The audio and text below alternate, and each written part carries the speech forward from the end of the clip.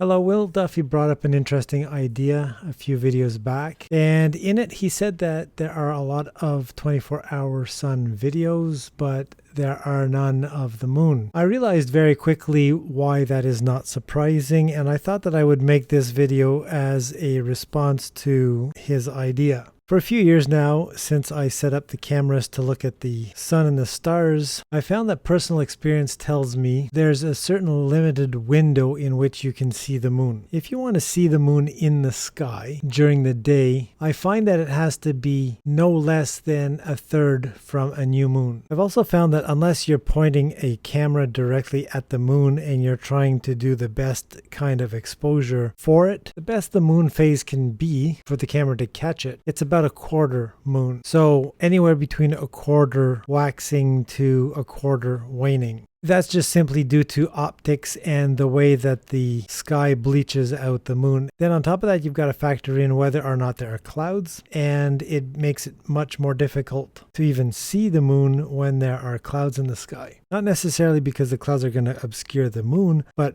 because there are clouds in the sky, and that takes away your attention from looking for a very faint white dot that could or may possibly be the moon. Also, I'm not sure exactly what Will Duffy said, but I got the impression that Will Duffy was implying that they were going to go down to Antarctica on the 14th in just a few days to witness the 24-hour moon. And I get the impression from the video that he released today that he may be planning a separate trip to Antarctica just for the moon, possibly later on next year. We'll have to see how that unfolds. For those who may not have been looking at the moon or studying astronomy, it's easy for them to not understand how the sun and the moon trade places in the sky throughout the month and throughout the year. And it's important to note that the moon follows the ecliptic with about a 5-degree variation off of the ecliptic. And what that means is that when there is a full moon,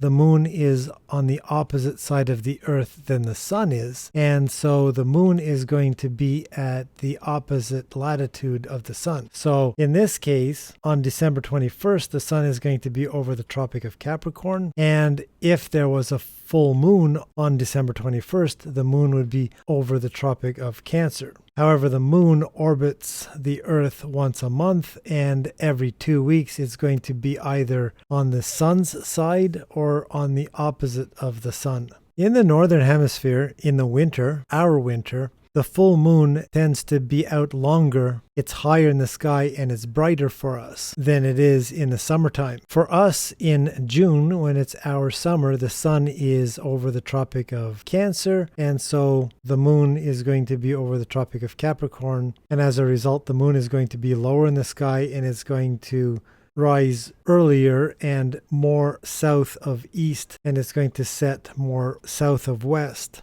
So it's going to have less travel in the sky in our summer. And the opposite is true in the southern hemisphere. So for the final experiment, when Will Duffy and the final experiment expedition is down there, this is going to be the worst time for them to see the moon at all. Simply because when it is even visible, it's going to be too close to a new moon. They won't even be able to see the moon. I'm going to use my skywatching app tool that I wrote a long time ago to give you a bit of an illustration. This cyan line that you see is the path of the moon for the last 24 hours. And at Union Glacier, the moon is going to be below their horizon.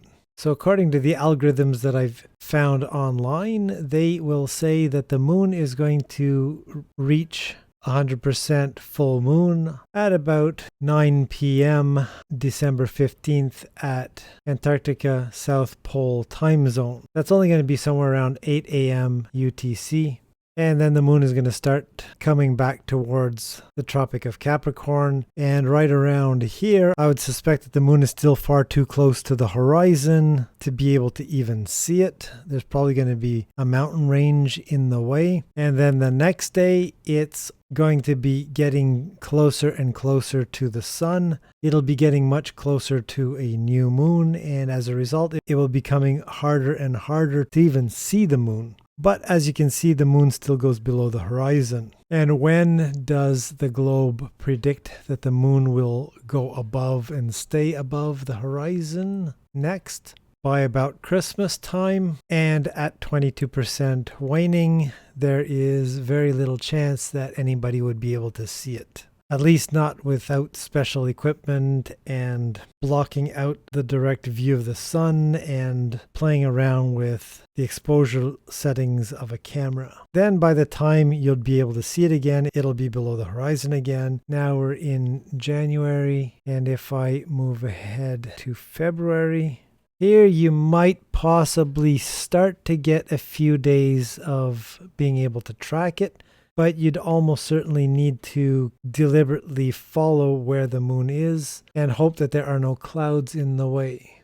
At this point in March, the sun is now starting to go below the horizon, and the moon is starting to get far enough away from the sun that you should be able to start tracking it. So I would predict that if you wanted to track the 24-hour moon, your best bet is to wait at least until March. And if for any reason the weather is bad and you can't see the moon at all in the allotted time, you'll have to wait several more weeks until the next month arrives. And then you get to try it again. If I put the sun where local solar noon should be, and I advance so that the sun is below the horizon, that would take me to near the end of April. And at that point, you should be able to see a 24-hour moon at certain intervals. For example, you would not be able to see the sun on April 28th. The next window would probably be May 12th to about May 22nd. Then again, maybe June 10th to about June 17th, July 5th to about July 14th, July 30th to August 10th. And then at this point, the moon is starting to get too close to the sun, which is starting to come up above the horizon at certain intervals, making it a little bit more difficult. So the way I see it, the intensity of the moon is proportional to its phase. And depending on how you go about getting a video time lapse of the moon, you might only have about 1.5 to 2 weeks a month, possibly a bit more in June. And given the sporadic nature of capturing the moon on video to make a time lapse, it really does not surprise me at all as to why there were never any videos of a 24-hour moon in Antarctica. On this subject, however, I am preparing for one of the next bigger videos that I wanted to release next week. I'm not going to say any more about that, but I would like to extract a sample that is relevant to the topic of the moon. In the process of looking at what I wanted to do, I noticed that there were 2 months relevant to the topic of 24-hour moon in Antarctica. These cameras were definitely not set up for the purpose of capturing it. It could be argued that it is not shadows cast by the moonlight, but all the same, it just happens to coincide with the very subject. And at the very least, it would offer evidence for further investigation. I have been for many months capturing and storing snapshots of images from McMurdo Station every 15 minutes. And there's a period in May and a period in June where the moon was high enough in the sky, it was able to cast a shadow that the cameras could pick up. And there are only 2 objects bright enough in the sky able to cast shadows in that wide range of landscape, one being the moon, the other being the sun. And since the sun was obviously below the horizon, it could not be the sun, therefore it would have to be the moon. So I'm going to play these clips at different speeds and pay attention to that great big round thing, whatever it is, in the foreground. I'll put a still shot with an arrow pointing to it, and you can clearly see that there are shadows that are being cast in the foreground.